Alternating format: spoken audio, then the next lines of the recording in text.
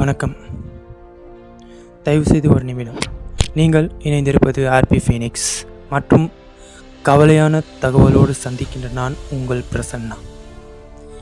பல வருட கணக்குகளாக மறைமுகமாக நடத்தப்பட்டு வரும் கொலையை பற்றியே இந்த காணொளியில் பார்க்க போகின்றோம்.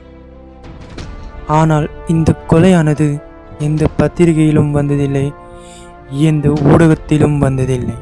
நான் சொல்ல வரும் கொலை ஒரு சாதாரண கொலை அல்ல, இது ஒரு தமிழ் கொலை.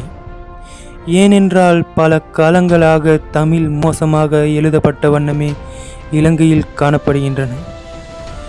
மற்றும் இந்த அரசாங்கத்தால் என்ன செய்ய முடியும் என்று யோசிப்பதை விட இந்த அரசாங்கத்தால் எழுதியிருக்கும் எழுத்துக்களை கவனியுங்கள். இந்த அரசாங்கத்தால் எழுதப்பட்டிருக்கும் எழுத்துக்கள் அனைத்தும் மோசமாக பிழையாகவும் எழுதியிருக்கின்றன. இந்த செயல் வேறு எங்கும் நடக்கப்படவில்லை. இது பர்ணகம என்னும் இடத்தில் கர்க்லீஸ் என்னும் வைத்தியசாலையில் இருந்து கொடுக்கப்பட்ட மருந்து கவரின் மூலமே இந்த தகவல் நமக்கு கிடைத்த வண்ணமாக உள்ளது. இந்த நேரத்தில் சுகாதார திணைக்களம் எழுதியிருக்கும் எழுத்துக்களை கவனியுங்கள்.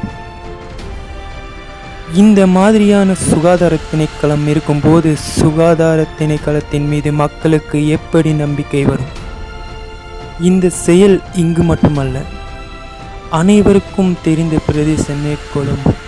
இந்த கொழும்பு பிரதேசத்தில் இருக்கும் அரச பேருந்துகளில் எழுதப்பட்டிருக்கும் தமிழ் வார்த்தைகளை கவனித்தீர்களா? இந்த தமிழ் வார்த்தைகளை கவனிக்கும் போது உங்களுக்கு தோணியிருக்கும் தமிழ் எவ்வளவு மோசமான நிலைமையில் போய்கொண்டிருப்பது. சில பேருந்துகளில் தமிழ் வார்த்தைகளே இல்லாமல் இருக்கும்.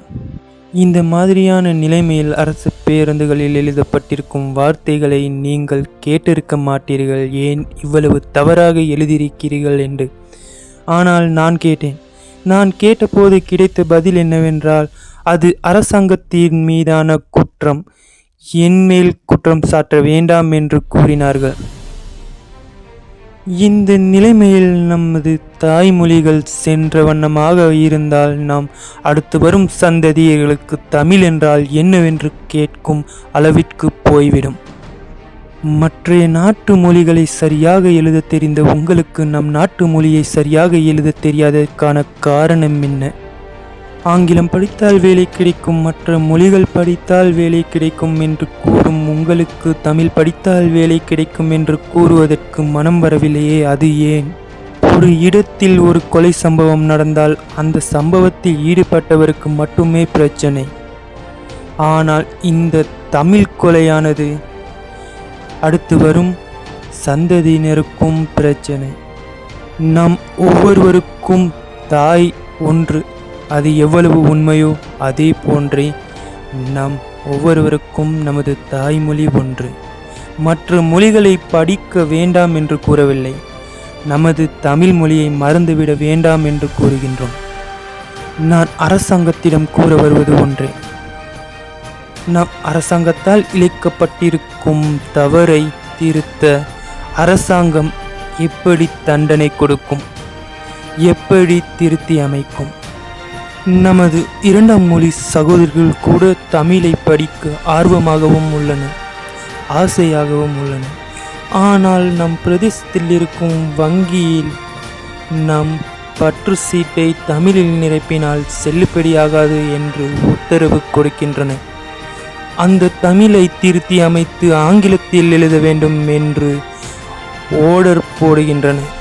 இந்த நிலைமையில் காணப்படும் போது தமிழ் வாழ்வது மிகவும் கடினமே.